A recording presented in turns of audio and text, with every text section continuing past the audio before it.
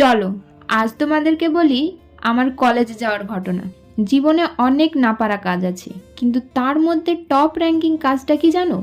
আমি কোনোদিন ঠিক সময়ে কলেজে যেতে পারি না। তার মেইন কারণ হলো আমি সকালবেলায় একদমই উঠতে পারি না। তোমরাই বলো, শীতের সময় কি ভোরবেলায় ওঠা যায়? তো যাই হোক, কোনো রকম রেডি হয়ে সেদিন চলে গেছিলাম কলেজে। আর তখনও কিন্তু আমার চোখে ঘুম লেগেই ছিল।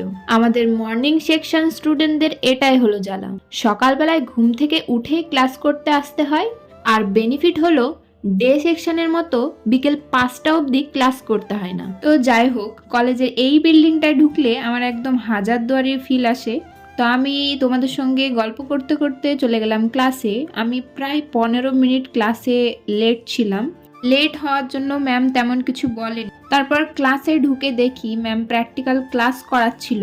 আমার যেহেতু লেট হয়ে গেছিলো যেতে, তো আমার প্র্যাকটিক্যালটা করতেও লেট হয়ে গেছিলো।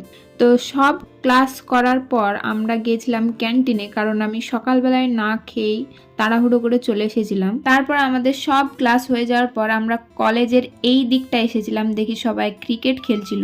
হঠাৎ গল্প করতে করতে আমার একটা গাছের দিকে চোখ পড়ে। ওটা কি ফল সেটা তো বুঝতে পারছিলাম না অত দূর থেকে, তাও আমাদেরকে পারতেই হবে। তো আমাদের একটা ফ্রেন্ড ক্রিকেটের বল দিয়ে ওটাকে অনেক কষ্টে পেরেছিল। পেরে দেখি ওটা একটা জামরুল ছিল।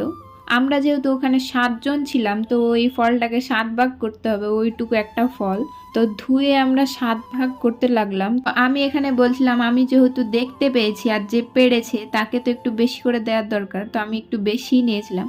আসলে ছোট জিনিস হলেও ভাগ করে খাওয়ার মজাই আলাদা। কষ্ট করে যেহেতু পাড়া ছিল আর অল্প জিনিস ছিল, তাই ভালোই লেগেছিল খেতে। তারপর মেসে যাওয়ার আগে একটা আলুর পরোটা খেয়েছিলাম কলেজের বাইরে। আজকের এই ভিডিওটা আমি এখানে এন্ড করছি। দেখা হচ্ছে নেক্সট কোনো ভিডিওতে। টাটা।